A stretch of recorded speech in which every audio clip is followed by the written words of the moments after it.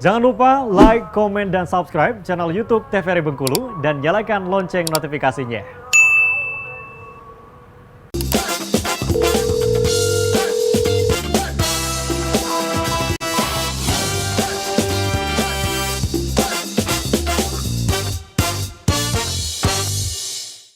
Halo, selamat pagi sahabat sehat. Apa kabar Anda? Semoga selalu dalam keadaan sehat walafiat ya. Senang sekali hari ini saya Julia Hartanti bisa kembali menjumpai Anda dalam acara kesayangan kita, Dokter Kito Besa Begitu Sehat. Seperti biasa pemirsa, Dokter Kito senantiasa hadir dengan berbagai informasi, edukasi, dan juga inspirasi seputar dunia kesehatan. Nah, pada kesempatan kali ini kita akan membahas mengenai tonsilitis. Nah, bagi Anda yang mungkin merasa sulit dalam menelan disertai rasa sakit di tenggorokan, mungkin bisa saja Anda mengalami tonsilitis. Nah, kita akan menjelajahi ya tonsilitis ini apa, gejalanya seperti apa. Sudah hadir bersama dengan saya dua narasumber cantik kita. Langsung saja kita sapa yang pertama ada Dokter Else. Halo dokter. Halo Jul. Bagaimana kabarnya dok? Alhamdulillah sehat. Alhamdulillah sehat, cantik sekali hari ini. Perjalanan lancar dok?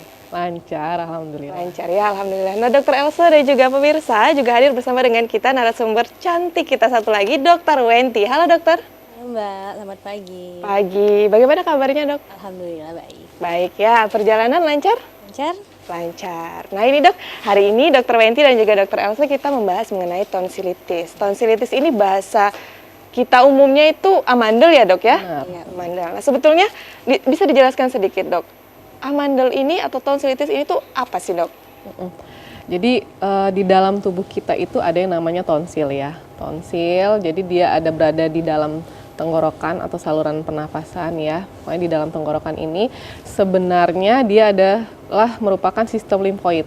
Jadi sebenarnya tonsil ini dia ada gunanya juga nih, seperti itu ya. Dia jadi sebagai pertahanan awal kalau apapun yang masuk ke dalam tenggorokan ya, maupun makanan, maupun saat kita bernafas, dia jadi barrier pertama nih untuk memfiltrasi kuman-kuman atau bakteri.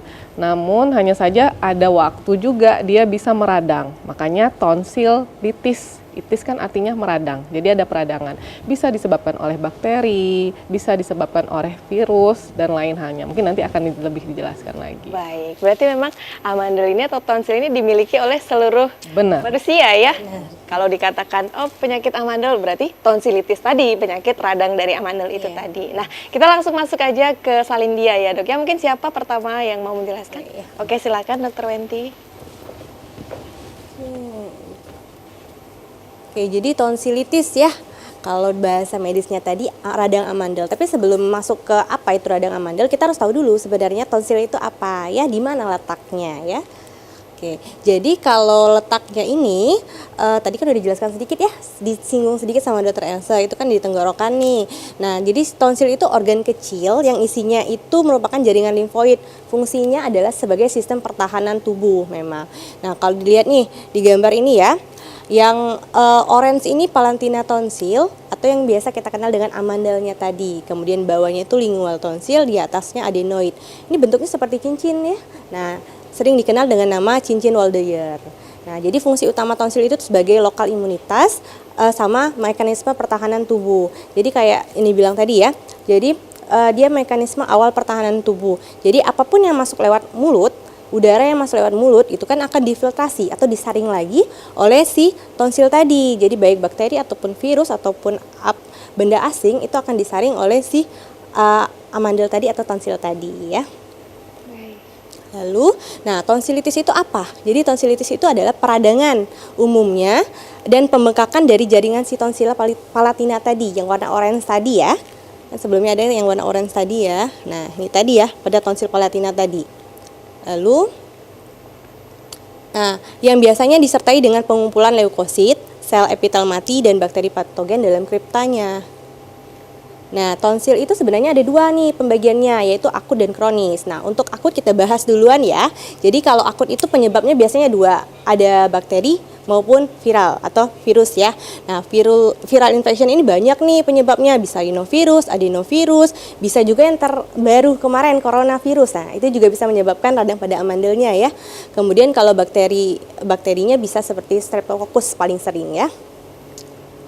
Nah, ini perbedaan yang normal tonsil orang normal atau amandel orang normal dengan bakteri dengan viral ya atau virus. Nah, kalau bakteri itu pada umumnya sedikit berbeda dengan virus, lebih banyak keluhannya, lebih banyak ada putih-putihnya tuh biasanya. Apa tuh putih-putihnya, nanti kita jelaskan ya.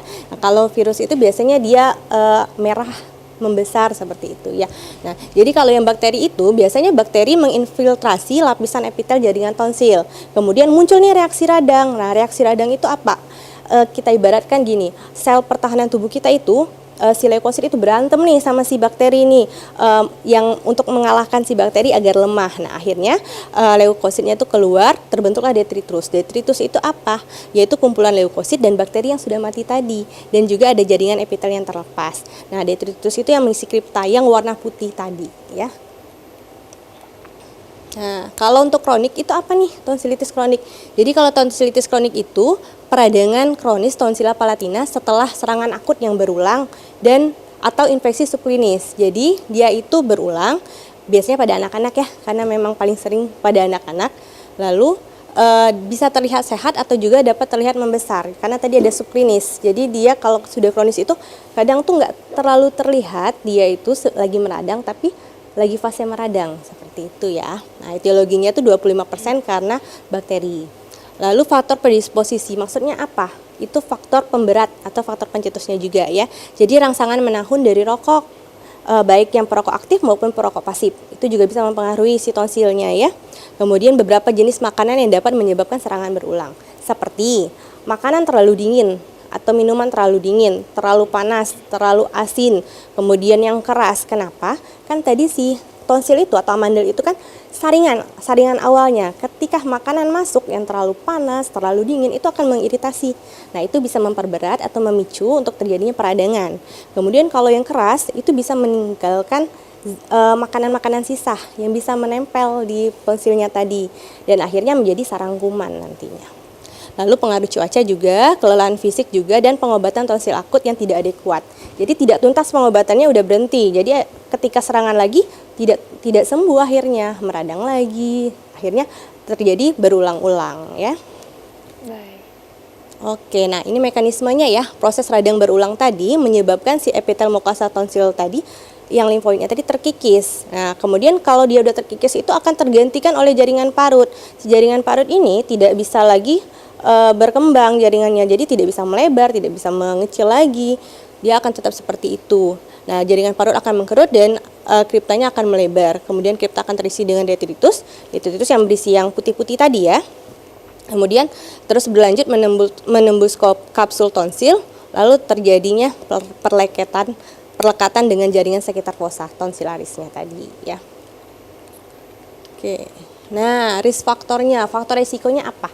Jadi pertama itu usia 5-15 tahun. Kenapa? Karena pada usia 5-15 tahun si mekanisme tonsil itu sebagai pertahanan tubuh itu lagi aktif-aktifnya. Jadi dia sangat sensitif apabila ada rangsangan atau ada serangan. Jadi dia akan sangat gencar melawan si bakteri itu. Kemudian pada usia 15 tahun dia akan turun fungsinya. Makanya pada orang dewasa bukan tidak akan terjadi ya, tapi jarang. Dan biasanya yang sering terjadi ketika orang dewasa itu yang kecilnya sudah pernah mengalami tonsilitis ya. Lalu crowded environment pada penduduk ya, karena kan jelas tadi penyebabnya bakteri sama virus, di mana di banyak penduduk itu pasti akan memicu banyaknya bakteri ataupun virus. Kemudian higienitas yang tidak bersih ya, makanan yang tidak bersih, kebersihan cuci tangan kita itu kan memicu untuk masuknya kuman atau bakteri ataupun virus ke dalam mulut kita. Tadi yang sebagai si awalnya tadi tonsilnya ya, memfiltrasinya. Kemudian gejalanya apa? Jadi viral dan bakterial ini mirip-mirip gejalanya ya, cuman bakteri itu lebih parah biasanya, sedikit lebih berat ya. Jadi gejala pada umumnya itu seperti demam, lalu batuk bisa, pilek juga bisa, kemudian suaranya serak atau suaranya berat rasanya ya, lalu nyeri menelan, sulit menelan, lalu sakit kepala, bisa mual dan muntah. Nah, tidak semuanya harus dapat ya baru bisa dibilang tonsilitis. Bisa salah satu saja, bisa dua, bisa tiga ya. Baik, nah semakin menarik ya dok ya ini. Iya. Rinci dan semakin penasaran pengen tahu lagi. Tapi kita lanjutkan usai jeda pariwara berikut ya dok ya. Pemirsa jangan kemana-mana, tetap bersama kami dalam Dokter Kito Bersama Kita Sehat.